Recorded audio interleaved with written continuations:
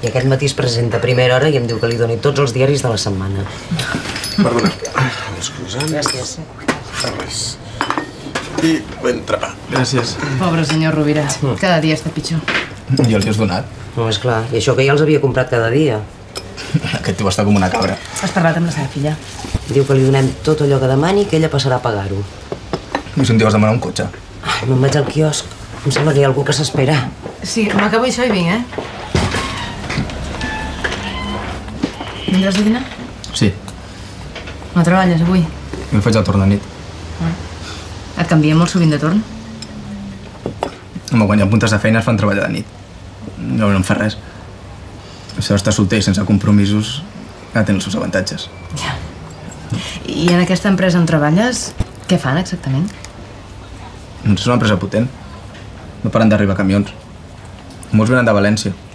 Diuen que la millor ceràmica ve d'allà. I fa molt que hi treballes? Uns quants mesos. El que passa és que no sé quant temps aguantaré. A mi això d'estar molt temps en un mateix lloc acaba avorrint-me. Ja, esclar. Va, tio, que